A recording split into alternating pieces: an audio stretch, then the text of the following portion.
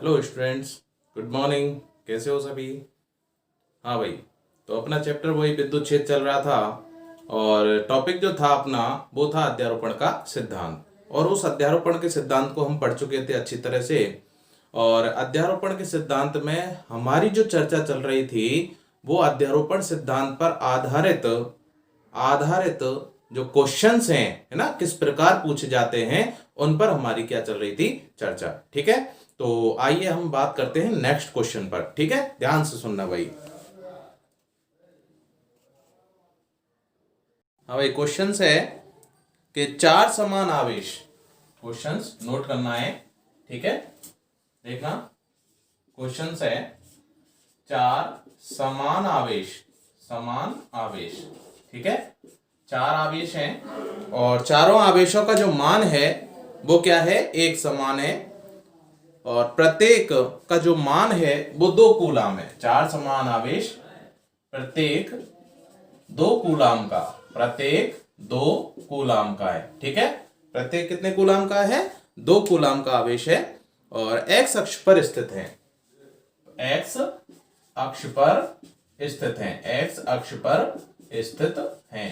ठीक है, जैसे क्वेश्चन कहता जा रहा है वैसे करेंगे हम। ध्यान से सुनना है बस, और कुछ नहीं करना।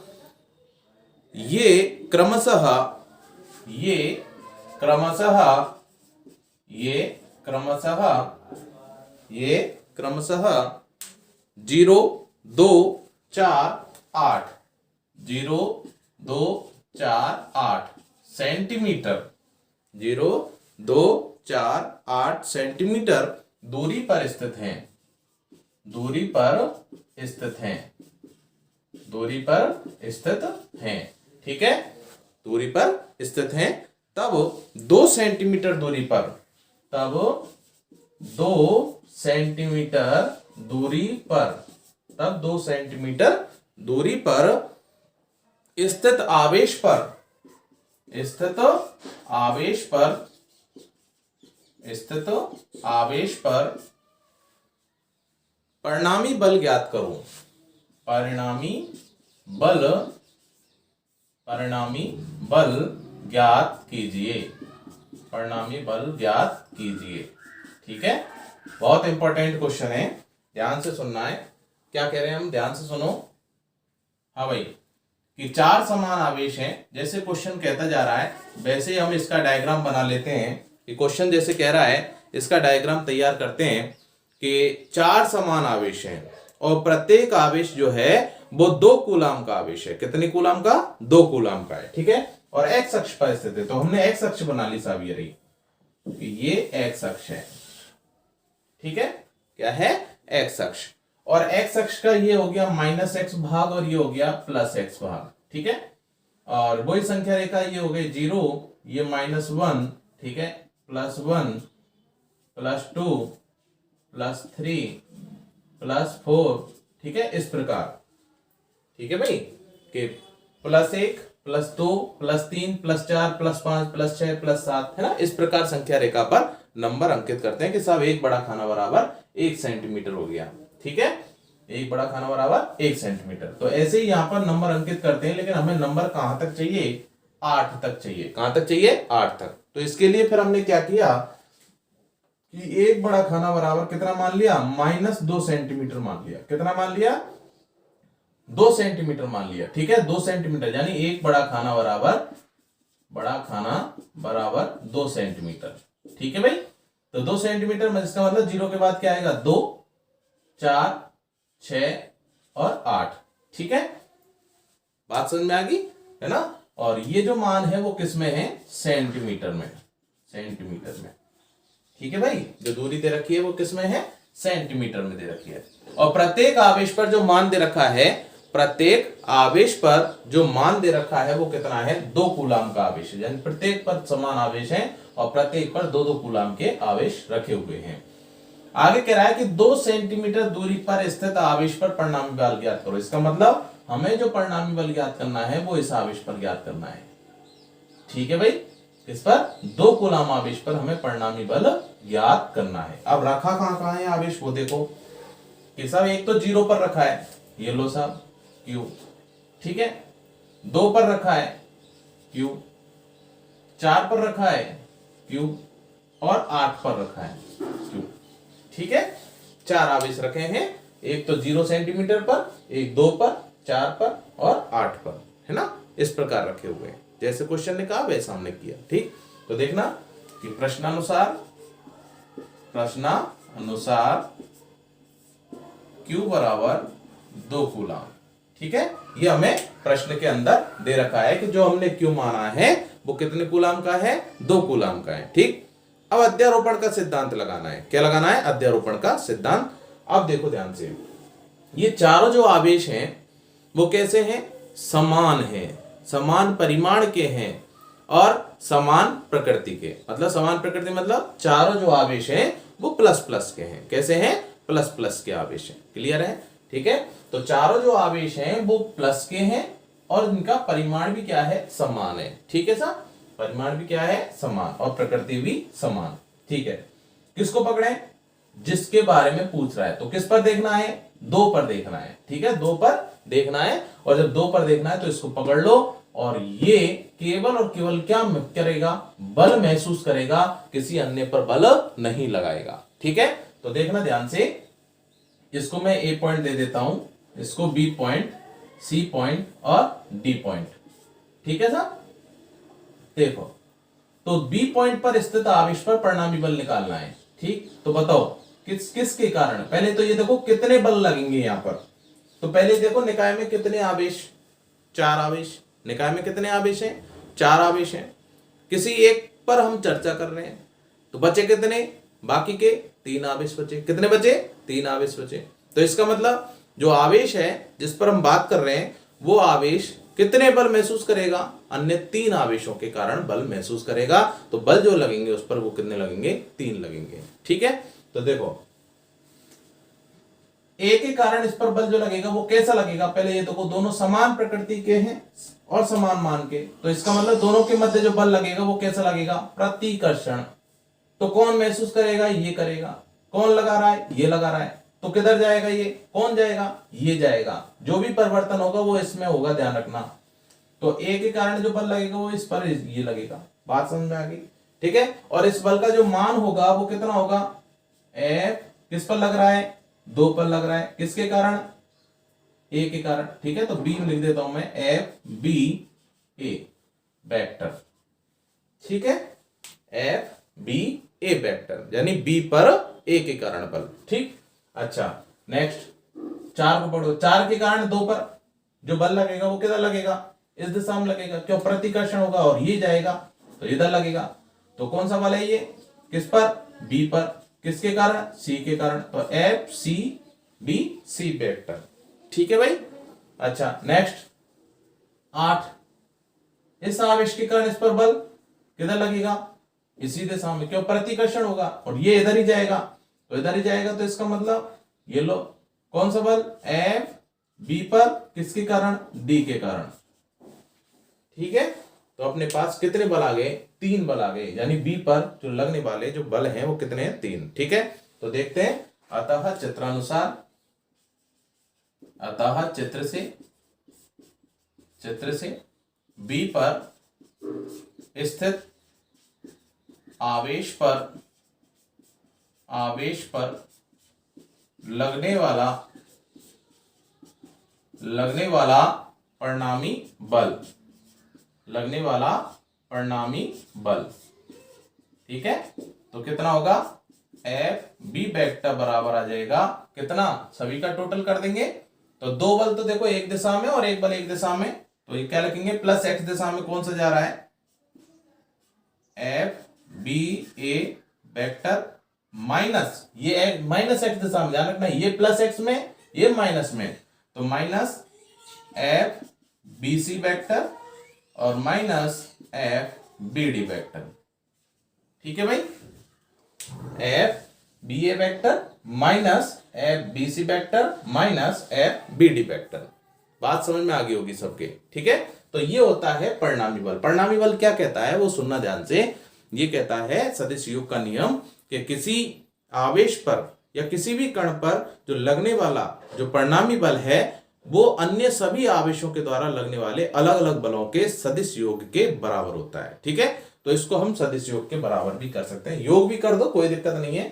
तो एफ बी बराबर हो गया F B A vector minus F B C vector minus F B D vector. ठीक है, यहां तक कोई समझ में कोई दिक्कत हो किसी को, ठीक है, तो वही कमेंट्स कर सकता है भाई।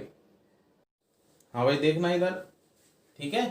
तो यहां पर हम इसका प्लस चिन्ह भी लगा सकते हैं, लेकिन वेक्टर हटाएंगे जब वहां पर हमें दिशा लगानी पड़ेगी, ध्यान रखना। ठीक है, तो आप लोग चाहो तो ये प्लस भी लगा सकते हो, लेकिन जैसे ही हम इसका परिमाण लिखेंगे तो परिमाण में फिर हम वहां पर दिशा निर्देशित करेंगे, ध्यान रखना इस चीज को। ठीक है, देखो भाई ध्यान से, तो ये समीकरण दे दिया मैंने एक, समीकरण नंबर 1। ठीक है, अच्छा अब करते भाई सॉल्व, देखना। अतः कूलाम के नियम से, कूलाम के नियम से सभी के अलग अलग मान निकालते हैं, कूलाम के नियम से।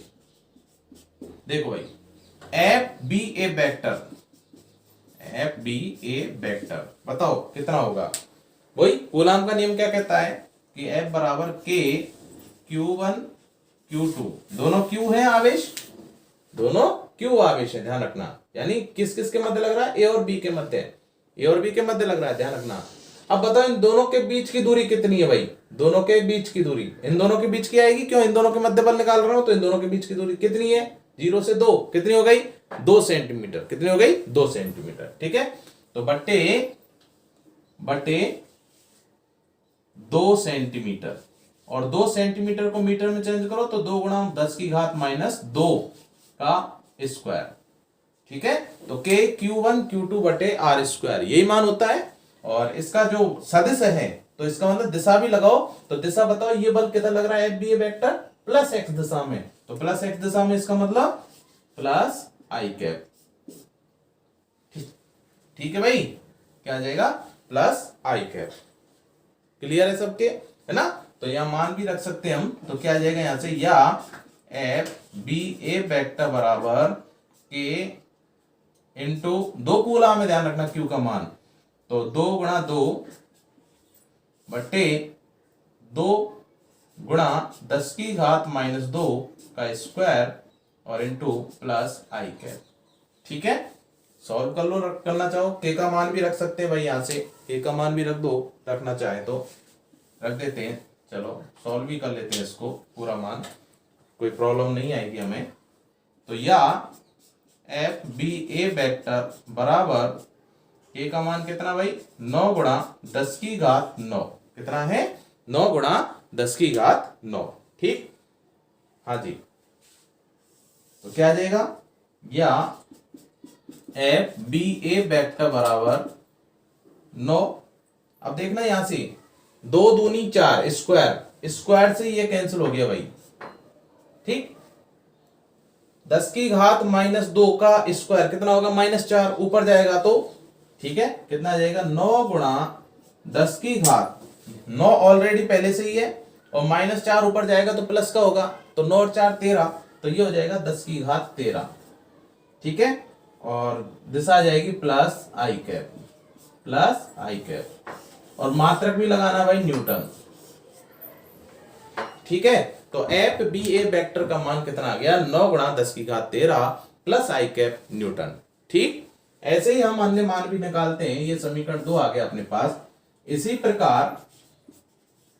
प्रकार मैं डायरेक्ट रख रहा हूं मान, देखना ध्यान से।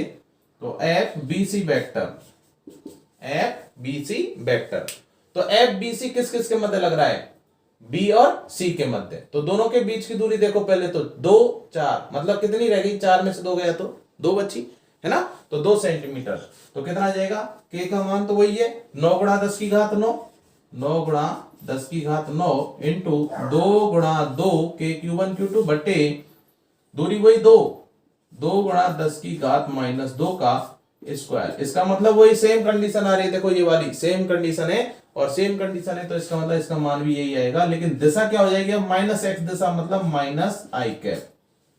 ठीक है, एकांक सदिश कितना आ जाएगा मान, वही मान आ जाएगा, तो कितना आ जाएगा 9 गुणा 10 की घात 13 माइनस आई कैप न्यूटन।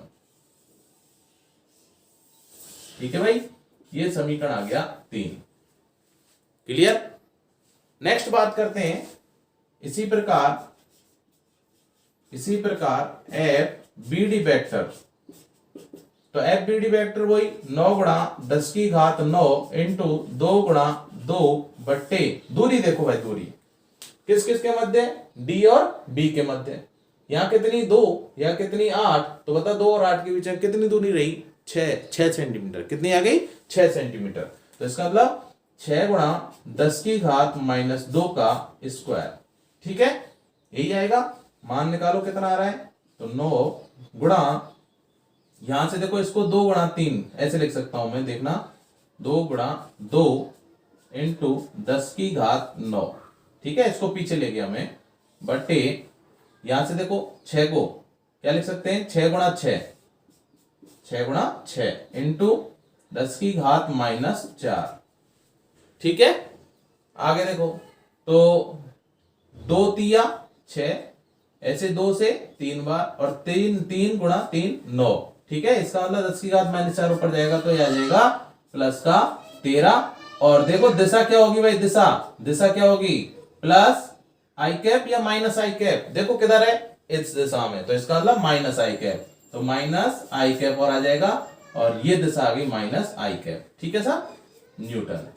तो इसका मतलब एफ बी डी वेक्टर का जो मान आया वो कितना निकल के आया, एफ बी डी वेक्टर आया plus F B D vector आया 10 की घात 13 माइनस आई कैप न्यूटन। कितना आया, इतना आ गया भाई। ठीक है, और ये समीकरण आ गया अपना 4। कितना आ गया, 4 आ गया। क्लियर है, सी।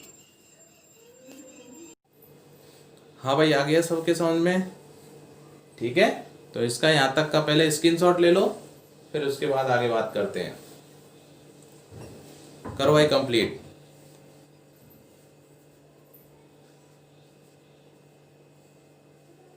हाँ भाई, हो गया होगा, मिटा देता हूं ऊपर से। ठीक है, तो हमें परिणामी बल और इसकी दिशा ज्ञात करनी है कि परिणामी बल कहां है और दिशा किधर लग रही है। ठीक है, मिटा देता हूं, ये इधर से मिटा देता हूं, क्वेश्चन मिटा देता हूं।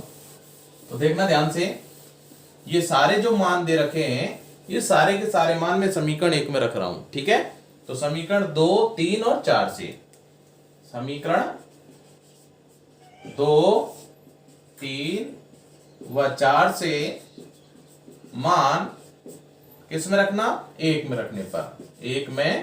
रखने पर। ठीक है, ये लो सामने, तो 1 में रख दिया मान, रखो क्या जाएगा, एफ बी वेक्टर बराबर कितना, एफ बी ए का मान है ये रहा 9 गुणा 10 की घात 13 प्लस आई कैप।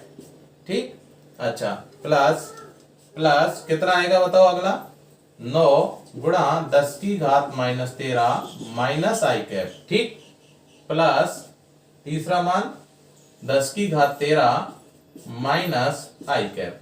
ठीक है भाई, ये मान आ गया। अब देखना ध्यान से, यहां से प्लस आई कैप है और ये माइनस आई कैप है, मान दोनों समान है। ये माइनस को जब बाहर निकालूंगा तो ये हो जाएगा, देखना एफ बी वेक्टर बराबर 9 गुणा 10 की घात 13, ठीक है, आई कैप माइनस 9 गुणा 10 की घात प्लस 13। ठीक है, और ये आएगा कितना, वही आई कैप प्लस का, आई कैप प्लस, इसको मैं ऐसे की ऐसे लिख देता हूं माइनस आई कैप। तो देखना ये दोनों वैल्यू समान है और परिमाण में समान और दिशा में विपरीत है, दोनों कैंसिल आउट हो जाएंगे। तो मान आ जाएगा अपना पास एफ बी वेक्टर बराबर, परिणामी जो आएगा एफ बी वेक्टर बराबर कितना आ गया, 10 की घात 13 माइनस आई कैप। ठीक है भाई, ये मान आया निकल के, ये मिटा देता हूं पूरा।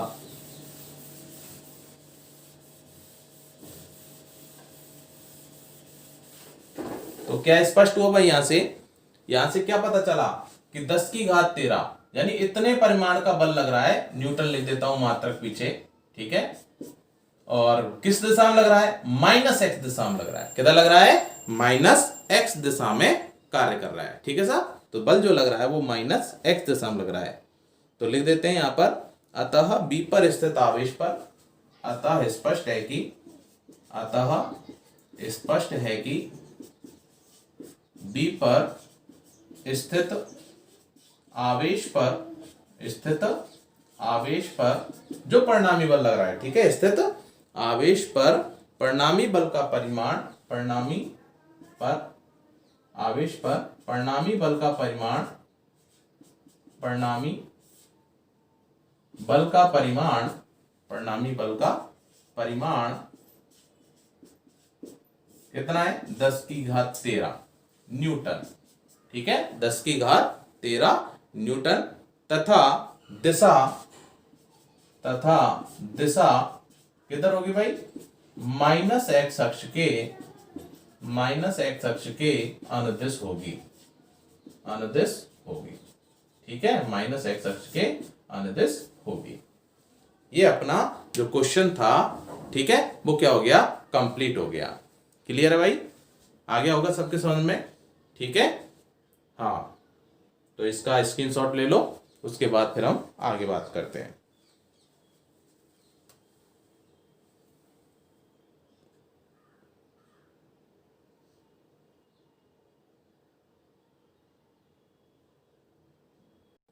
हाँ भाई, हो गया होगा, मिटा देता हूं ये।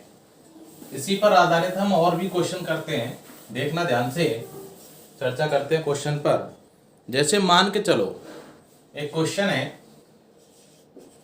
कि जैसे एक त्रिभुज दे रखा है, समबाहु त्रिभुज, ठीक है, समबाहु त्रिभुज है, ठीक।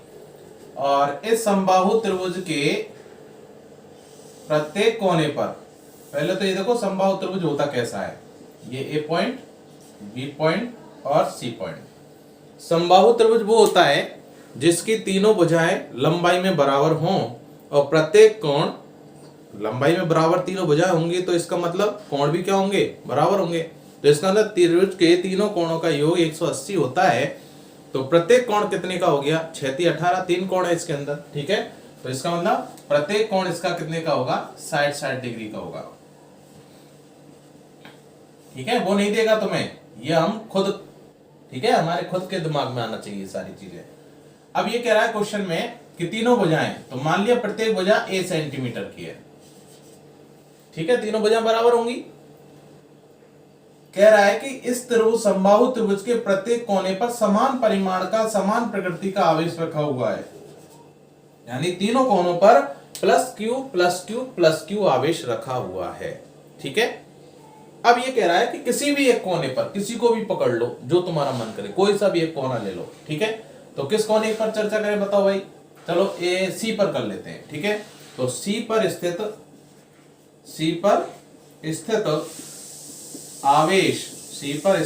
आवेश पर परिणामी बल ज्ञात करो, परिणामी बल ज्ञात करो, आवेश पर परिणामी बल ज्ञात करो, ठीक है। तो क्वेश्चन सॉल्व करने से पहले ये देखो कि क्वेश्चन के अंदर जो निकाय बना हुआ है वो कैसा है।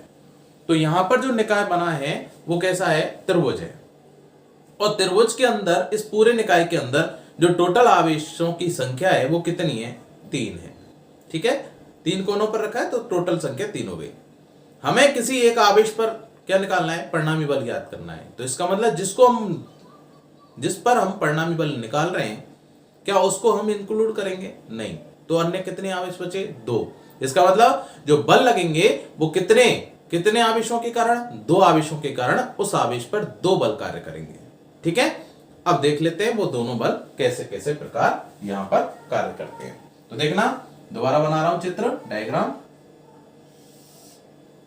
ये त्रिभुज समबाहु, ठीक है, और ये ए पॉइंट है, ये बी पॉइंट है, ये सी पॉइंट है, और इस पर आवेश Q है, इस पर भी आवेश Q है, और इस पर भी आवेश Q है, ठीक है। अब इस C पर हमें परिणामी बल निकालना है। तो पहले ये देखो, इस C पर जो बल लग रहे हैं वो कौन कौन से बल लग रहे हैं, किस किस के कारण लगेंगे? तो किस किस के कारण? B के कारण और A के कारण, ठीक है। तो A के कारण जो बल लगेगा वो किस दिशा में? देखो, दोनों समान परिमाण और समान प्रकृति के हैं, ठीक है। तो दोनों के मध्य प्रतिकर्षण होगा। इसका मतलब कौन महसूस कर रहा है? ये महसूस कर रहा है, तो ये जाएगा इधर, इधर जाएगा, इसी रेखा के अनुदिश जाएगा, ध्यान रखना, इसी रेखा के अनुदिश सीधा जाएगा, ठीक है। अच्छा, तो ये बल कौन सा हो गया? F किस पर लग रहा है? C पर। किसके कारण? A के कारण। तो FC A वेक्टर, ठीक है। अच्छा बी के कारण देखो, बी के कारण किस दिशा में लगेगा, इसी रेखा के अनुदेश, मिलाने वाली रेखा के अनुदेश। कितना, एफ सी बी वेक्टर, सी पर बी के कारण है, सी पर बी के कारण, ठीक। अच्छा दोनों बल अलग अलग दिशाओं में कार्य कर रहे हैं, तो सी पर परिणामी बल कितना होगा, तो परिणामी बल देखने के लिए देखो अपने पास फॉर्मूला हो, तो दो सदिश राशियों का परिणामी मुझे ज्ञात करना है, तो कैसे ज्ञात करते हैं वो सुनो ध्यान से। इन दोनों को मिलाने वाली रेखा के मध्य दूरी ए, इन दोनों को मिलाने वाली रेखा के मध्य दूरी ए, और ऐसे ये वाली दूरी भी ए, ठीक है। ये कोण कितने का है, 60 डिग्री का, तो ये वाला कोण भी कितना होगा, 60 डिग्री का होगा, क्यों, दोनों शीर्षाभिमुख कोण है, ठीक है सर। तो बस तो परिणामी बल ज्ञात करना है, तो बी पर दो बल लग रहे हैं, अलग अलग दिशाओं में लग रहे हैं, तो बी पर लगने वाला परिणामी बल क्या होगा, देखो चित्र से बी पर, सॉरी सी पर लगने वाला परिणामी बल, लगने वाला परिणामी बल क्या भाई, सदिश योग के नियम से कितने, दो बल लग रहे हैं, तो एफ सी वेक्टर बराबर F C A vector plus F C B vector, ठीक है। दो बल लगे तो परिणामी बल कितना आ गया, दोनों के योग के बराबर। अब इसका क्या निकालेंगे हम, परिमाण, ठीक है। अतः बल का परिमाण, तो दो सदिश राशियों के योग में बल का परिमाण कैसे निकालते हैं भाई, परिणामी का परिमाण, बल का परिमाण, ठीक है। कैसे निकालते हैं कि एफ सी बराबर होगा, वेक्टर नहीं लगाएंगे क्यों, परिमाण निकाल रहे हैं, कितना होता है, under root F C A का square plus F C B का square plus 2 C A F C B cos कितना, 60 डिग्री। दोनों के मध्य कितने डिग्री का कोण है, 60 डिग्री का कोण है, ध्यान रखना, दोनों के मध्य कितने डिग्री का कोण, 60 डिग्री का, ये थीटा कोण यहाँ पर काम करेगा। तो बस तो हो गया अपना, करना क्या है इसमें, कुछ नहीं, बस अपना मान रखो, तो कितना आ जाएगा, एफ सी बराबर under root F C A square plus F C B square plus 2 C F C B, और कॉस साइड का मान होता है 1/2, ठीक है। 2 से 2 गया, बाकी ये वैल्यू बच गई अपने पास, एफ सी बराबर ये मान आ गया एफ सी ए का square plus F C B का square plus F C A F C B, ठीक है। और ये समीकरण हमने दे दिया 1, ठीक है। तो ये बल आ गया अपने पास। अब कुछ नहीं करना, अब बस क्या करना है, एफ सी ए का मान निकालो और एफ सी बी का मान निकालो। कहां से निकालो, चित्र से निकालो, तो निकालो पुनः चित्र से कूलाम नियम से, ठीक है। क्या हो जाएगा, एफ सी ए बराबर कितना होगा बताओ, एफ सी ए का मान बोलो। अब यहां दिशा नहीं लगानी, क्यों, परिमाण मैंने पहले ही लगा दिया परिमाण, ठीक है, थीटा कोण लगा दिया दोनों के मध्य, ठीक है, कोई समस्या नहीं है। हाँ जी, तो एफ सी ए का मान कितना होगा, एफ सी ए किस किस के मध्य, इन दोनों के मध्य लग रहा है, तो वो के क्यू क्यू अपॉन आर कितना है दोनों के मध्य, ए, तो ए का स्क्वायर, ठीक है। एवं एफ सी बी कितना होगा बताओ, एफ सी बी ये वही दूरी ए, आवेश भी वही, दोनों सेम, तो कितना आ जाएगा, के क्यू क्यू अपॉन ए स्क्वायर, ठीक है। तो दोनों को देखो ध्यान से, अर्थात ये समीकरण दे दिया 2 और ये समीकरण दे दिया 3, 2/3 से कितना आ गया, एफ सी ए बराबर आ गया एफ सी बी के, यानी दोनों का परिमाण जो है वो क्या आ रहा है, बराबर आ रहा है। दोनों का परिमाण क्या आ रहा है भाई, बराबर आ रहा है, ठीक है। तो यहां से मान जो है, इन दोनों का जो मान है वो इस समीकरण में पुट करना है, ठीक है, रखना है आपको, आगे सॉल्व करना है। तो एफ सी का मान आप लोग यहां से ज्ञात कर लेना, ठीक है।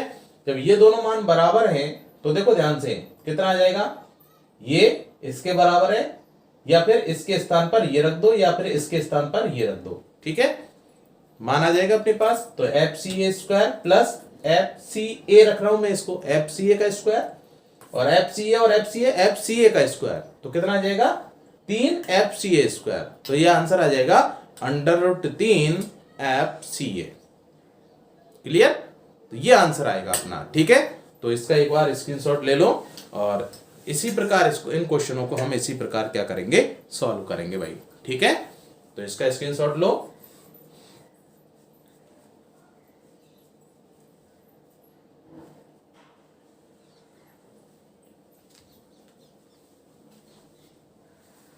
हमें ले लिया, आगे देखो एक बार। ठीक है, इसी क्वेश्चन में अगर मैं ये कहता हूं कि ये माइनस क्यू आवेश है, कैसा आवेश है, माइनस क्यू। ठीक है, तो जब ये माइनस क्यू आवेश होता तो उस कंडीशन बताओ, अब बल किधर लगता, इस क्यू के कारण इस पर जो बल लगता वो कैसा होता, अब ये इसकी तरफ आकर्षित होता। क्यों, दोनों कैसे विपरीत प्रकृति, इसका मतलब ये बल इस दिशा में लगता। ठीक है, और इसके कारण ये बल इस दिशा में लगता, तो अब परिणामी की दिशा किधर होती, अंदर की ओर होती, ध्यान रखना। ठीक है, और जब ये दोनों प्लस, ये प्लस का है तो उस कंडीशन परिणामी किधर है, बाहर की ओर है, दोनों के मध्य होगा परिणामी। ठीक है, और अगर ये माइनस होता तो परिणामी किधर होता, इधर होता। अच्छा चलो ये छोड़ो, अगर मैं ये कहूं कि ये माइनस है, ये भी माइनस है, और मुझे निकालना है इसी पर, तो अब देखो इस प्लस क्यू के कारण ये किधर आ रहा है, इस दिशा में, और इस माइनस क्यू के कारण ये किधर जा रहा है, इस दिशा में। अब दोनों के मध्य जो कोण होगा वो यहां होगा, परिणामी जो होगा वो यहां होगा, और मध्य जो कोण आया इन दोनों के मध्य का वो कितना आया, देखो ये कितना, यहां से यहां तक का 60, तो ये कितना बचा यहां से यहां तक का, बोलो कितना बचा, 180 हो गया पूरा, और 180 में से 60 गए तो कितना बचा, 120। तो अब यहां cos 60 की जगह कितना आता, 120 डिग्री आता। ठीक है भाई, तो इन क्वेश्चनों को, इस प्रकार के क्वेश्चनों को किताब लेना और वहां से इस प्रकार के क्वेश्चनों को सॉल्व करना, और नहीं आता है तो आप लोग फिर बताना भाई। ठीक है, तो आज के लिए इतना ही, मिलते हैं नेक्स्ट क्लास के अंदर। धन्यवाद।